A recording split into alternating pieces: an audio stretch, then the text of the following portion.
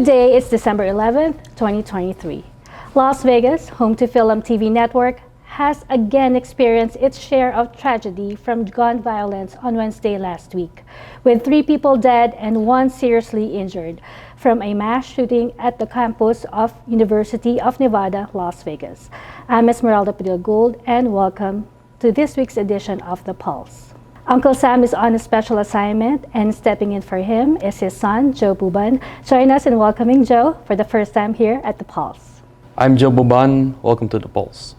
A lone gunman took a loaded handgun and at least 9 magazines of ammunition to the UNLV campus and started shooting in the building where business courses are being held, and had shot to death 3 individuals who are members of the university faculty. The lone shooter, identified by the police as Antonio Polito.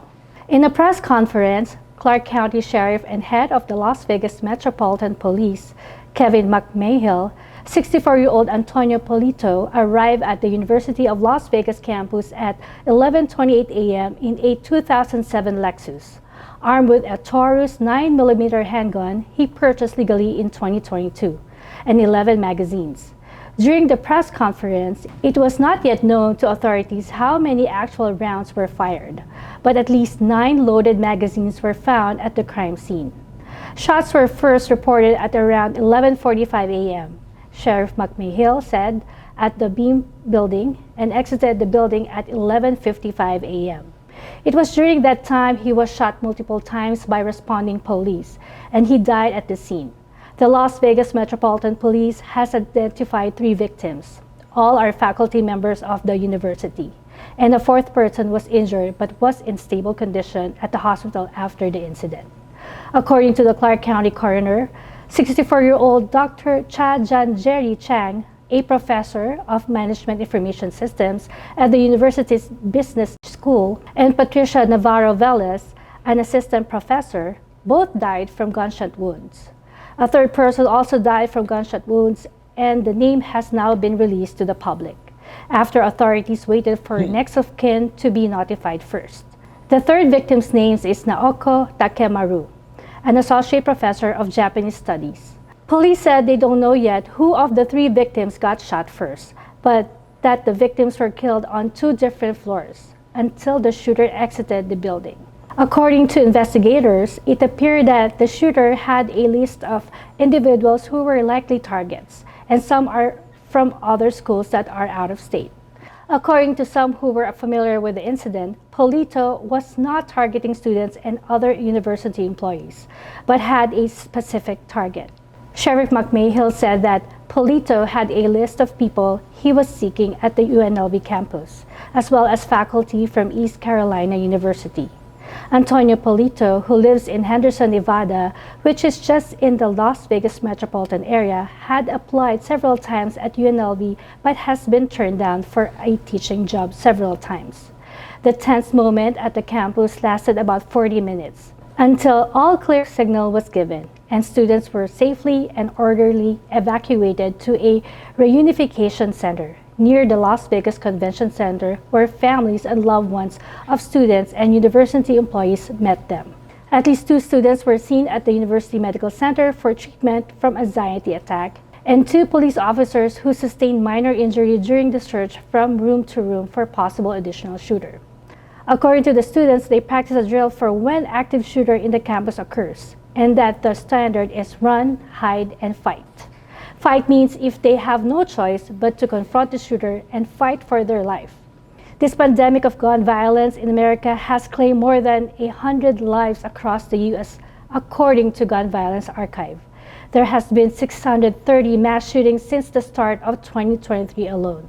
One polling shows that half of Americans had been impacted by gun violence, and that 1 in 6 Americans had witnessed a shooting. Las Vegas itself experienced the worst mass shooting in history when on October 1st, 2017, during the Route 91 Harvest concert, a lone gunman fired his automatic rifle from a window in Mandalay Bay Hotel into the crowd of concert goers, and 59 people died on that day. But Las Vegas seems to have recovered from that tragedy. Also, in the state of Nevada, a state grand jury has indicted the 6 fake electors who were part of a multi-state effort by Donald Trump and his allies to overturn the 2020 election of Joe Biden. After 3 years of long investigation by Attorney General Aaron Ford, and according to the state grand jury, the 6 Republican fake electors were finally charged with the crime of fraudulently submitting to a false certification of Donald Trump as a winner of the Nevada election. The 6 who were indicted includes Michael McDonald, who is the state chairman of the Nevada Republican Party, State Republican Vice Chair Jim Hindle III, Clark County Republican Party Chair Jesse Law, Republican National Committee member Jim DeGraffenreid, Sean Meehan, and Ellen Rice. According to State Attorney General Aaron Ford, in a press statement, the 6 faces 2 felony charges. One charge of offering false instrument for filing, which is a Category C felony, and uttering a false instrument of a Category D felony. Similar fake electors in Wisconsin have settled a civil lawsuit this week, but in the state of Georgia, these fake electors are among the unindicted co-conspirators. But the brain of this scheme, Kenneth Chesebro, a Trump re-election campaign attorney, was included in the RICO criminal case in Fulton County, Georgia. Kenneth Chesebro had pleaded guilty and was sentenced to probation and monetary fines, and is cooperating with Fulton County District Attorney Fannie Willis as a witness for the prosecution. Nevada is the 3rd state to file criminal charges against Trump's fake electors after Michigan and Georgia. What are these fake electors? For those of you who are not yet familiar, the presidential election system is in the United States is that there is an electoral college, which symbolically casts their votes in behalf of each state. The number of electors is equivalent to the number of the so-called electoral votes awarded for a particular state. In the case of Nevada, the state now has 6 electoral votes, determined by the population it represents, and determined from the census every 10 years. The 6 electoral votes are symbolically cast by the people from the political party of the winner of the presidential election, and a certification is filed, and the number of votes will be counted by the vice president in the joint session in Congress. In Biden's case, the votes will be certified on January 6. It takes 270 electoral votes to win the presidency. Biden won in Nevada, and therefore 6 electoral votes is awarded to him. But the scheme to steal the election from the people of Nevada was to submit the fake certification that shows Trump won. That is where the crime is. The former president was indicted on felony charges in the federal court in Washington, D.C. for conspiracy to defraud the United States. That means a fraud or attempt to commit such fraud against the American people and preventing the smooth transition of power, as provided in the Constitution. This is the criminal act that many of the defendants in at least 3 states and the civil lawsuit in the state of Wisconsin are facing. No criminal case yet has been filed in the Wisconsin fake electors, but the civil case settlement has been reached. Legal experts are predicting there will be more states where the fake electors submitted their certification will be charged before January 6 next year, before 3-year statutes of limitation expires. We're going to take a commercial break.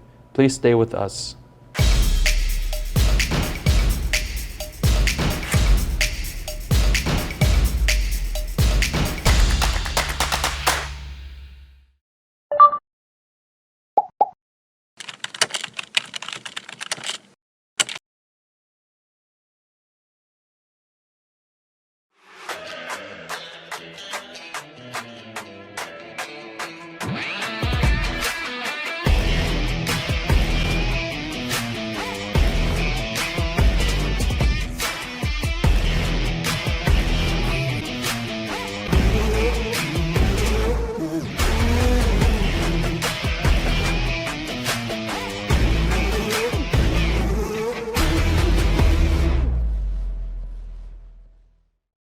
Medical Equipment provides top-notch quality medical supply equipment. Whether to rent or buy, Pure Medical Equipment and Supplies has it all. Pure Medical Equipment is committed to serve and give back to Southern Nevada. We deliver medical supplies and rentals to your door.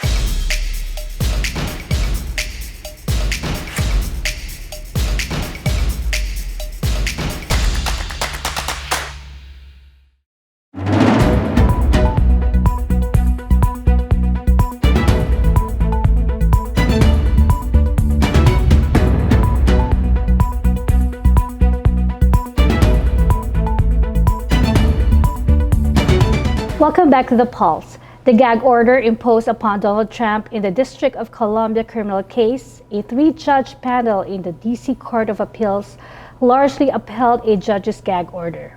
The judge in the criminal complaints against the former president, Judge Tanya Chutkan, imposed a gag order of personally attacking the prosecutor, special counsel Jack Smith, and attacking witness and court staff in the case. According to a report by Reuters, the Circuit Court of Appeals panel kept most of the restrictions in the original gag order, but that Donald Trump will be free from criticizing special counsel Jack Smith, who is overseeing the prosecution. Judge Patricia Millett, who wrote the order for the panel, said in the order, "We agree with the district court that some aspect of Mr. Trump's public statement pose a significant and imminent threat to the fair and orderly adjudication of the ongoing criminal proceedings." The appeals court panel also found the initial gag order sweeps in more than is necessary. Trump challenged the order as an infringement on his right to free speech in the U.S. Constitution, and that the gag limits his being able to campaign for the 2024 election. In the U.S. House of Representatives, former Speaker Kevin McCarthy, who was removed from the speakership in a bipartisan vote in the House floor, announced on Wednesday last week that he will resign from Congress effective December 31st this year. The dysfunctional Republican Party in the House of Representatives is in total chaos, when it took them almost 3 weeks before they could elect the next speaker, and each of the leaders in the Republican conference not getting enough votes to take the speaker's gavel.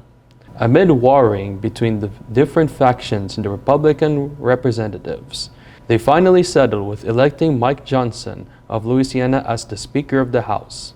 The House has not been able to pass a long-term spending bill they can agree on, and the next potential government shutdown will be in January. With the resignation of Kevin McCarthy, who represents Bakersfield, California, and the neighboring towns, and the expulsion of George Santos of Long Island, New York, the small majority of the Republican Party in the House just got thinner to 4 votes. Any defection to the Democrats from the Republicans in any issue or bills on the House floor will be a win for the Democrats in the House and usually a win for the American people. According to many political observers, the Republican-led House of Representatives had not been able to accomplish in 1 year of anything of their respective constituents. And adding to their troubles is the increasing possibility that the Democrats will take back the chamber after the 2024 election, as more and more Republicans indicated they will not run for re-election, and that new congressional district maps have ordered by the courts are being drawn into racial minority areas in the Alabama, Mississippi, and Georgia, favoring the Democrats. The U.S. Senate has not been able to pass the spending bill that would have authorized money for Ukraine and Israel. The Senate could not muster enough vote to authorize funding for the war effort of Ukraine against Russia, and to give additional funding to Israel. The argument and varying opinions and position of each side centered on the U.S.-Mexican border allocation amount. Republicans says the bill does not go far enough as to militarize the U.S. southern border. The bill could not reach the 50 threshold vote for the vice president to break the impasse, as independent Senator Bernie Sanders, who caucused with the Democrats, vote no on the bill, expressing his dismay of the inhumane conduct of Israel in Gaza. When we come back from a commercial break, we will show a report from democracynow.org how bad really things are in Gaza, where innocent people, mostly children, are getting killed, including aid workers and journalists. Please stick around.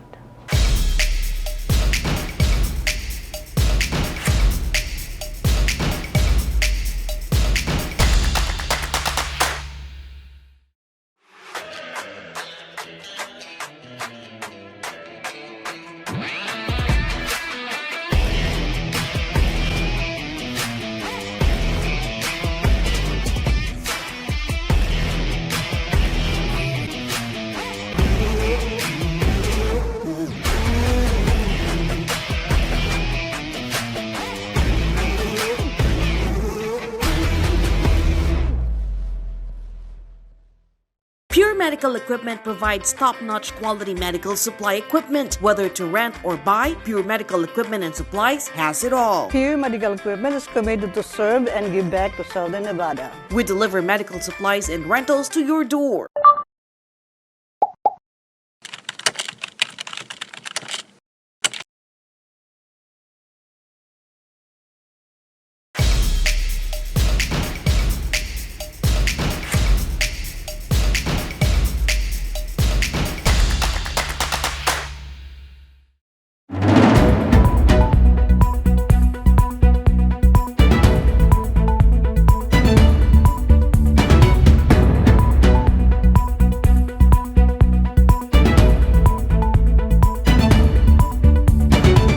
Welcome back to The Pulse.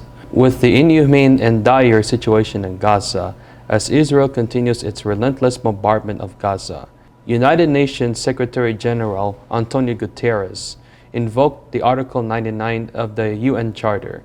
Article 99, which is rarely invoked by a Secretary General, an article that allows the Secretary General to present to the Security Council to intervene in a situation. Last time it was invoked was during the Pakistan-Bangladesh War. That was the war for independence of Bangladesh, the former Pakistan territory. Here we will show you the reasons it's being invoked. Watch this video from Amy Goodman from democracynow.org.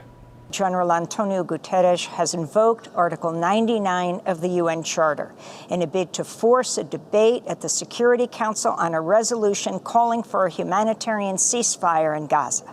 Guterres spokesperson Stefan Dujarric announced the move Wednesday.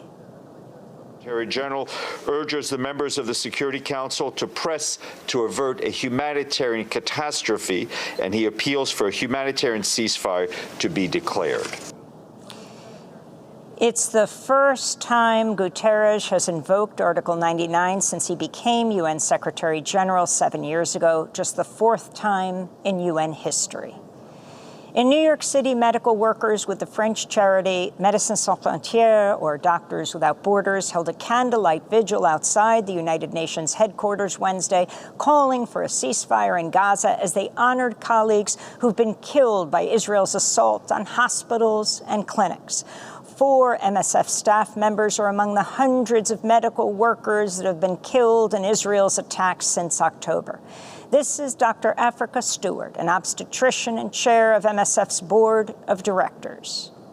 We speak out now because you cannot deliver humanitarian aid while you fear for your own life. I'm here for the mommies.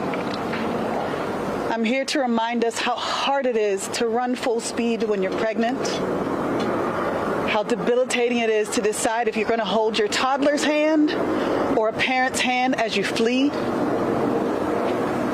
Our colleagues are being killed at the bedside of our patients. This must stop. We need basic perinatal care, which includes water and food and electricity. The UN Agency for Palestinian Refugees warns civil order is breaking down in the Gaza Strip as Israel continues its unrelenting assault.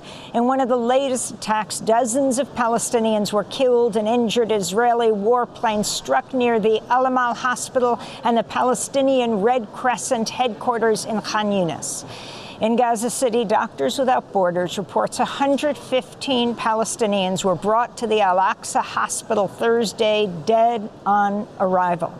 The medical charity said in a statement, quote, "The hospital is full, the morgue is full. We call on Israeli forces to stop the indiscriminate bombing of the Gaza Strip and protect civilians and civilian infrastructure. We need a ceasefire now," they said. Meanwhile, videos emerged showing Israeli soldiers in Bet Lahia in northern Gaza detaining over 100 Palestinian men at gunpoint, forcing them to strip to their underwear while lined up, kneeling on the pavement. Among those detained was Dia al-Haqlut, a Palestinian journalist with the London-based pan-Arab newspaper Al-Arabi Al-Jadid. In a statement, the newspaper condemned the mistreatment of Al-Jadid and other civilians, saying Israeli forces, quote, deliberately subjected the Gazans to degrading treatment, forcing them to disrobe, conducting intrusive searches, and subjecting them to humiliation upon arrest before forcibly transporting them to undisclosed locations, unquote. In the occupied West Bank, the Palestinian Health Ministry reports at least 6 Palestinians were killed and many others wounded in Israeli raids overnight. An Israeli airstrike in Gaza has killed the prominent Palestinian academic and activist Rafat al-Hariri, along with his brother, his sister, and 4 of her daughters. He authored dozens of stories and poems about life under Israeli occupation. Rafat al-Hariri spoke to Democracy Now! In October. Israeli strikes rattled his family's home in Gaza City. Speak about thousands, hundreds and thousands of Israeli bombs and shells targeting all areas of the Gaza Strip. The kids can't sleep, the kids can't eat, the kids can't even speak. Most of the time they're just mute, silent, shaking out of fear, sometimes whimpering because of how close the bombs are wherever you are in Gaza. We'll hear more of our interview with Rafat al-Hariri after headlines and speak with Jihad Abu Salim, Executive Director of the Jerusalem Fund, former student of Rafat al-Hariri, whom Abu Salim described as a teacher, a mentor, and a friend. An anti-tank missile fired by Hezbollah fighters in Lebanon killed an Israeli civilian on Thursday. The cross-border attack prompted retaliatory fire from Israeli tanks and helicopter gunships. Prime Minister Benjamin Netanyahu threatened to reduce Lebanon's capital, Beirut, to rubble if Hezbollah increases its attacks. It's just a sad situation of what's happening in Gaza, but we want you to be aware. Well, folks, we are out of time for this edition of The Pulse. Join us again next time. Thank you again for watching. I'm Esmeralda Padilla-Gould. And I'm Joe Buban, in for Sam Buban, and God bless your week.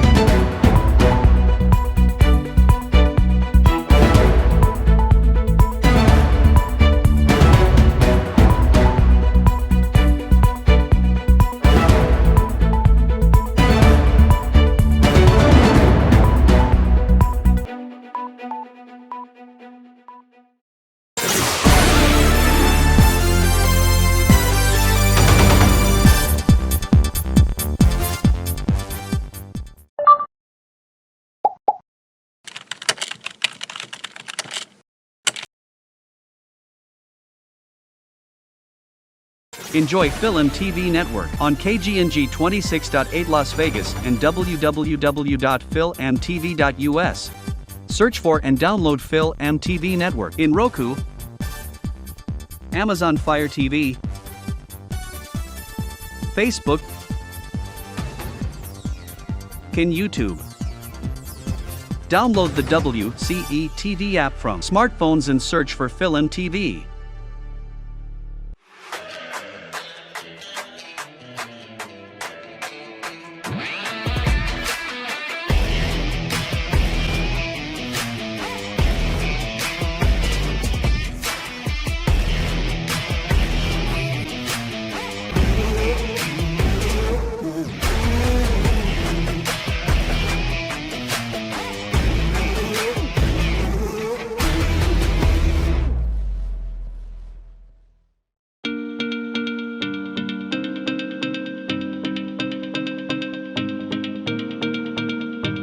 We use headphones as a part of our everyday lives.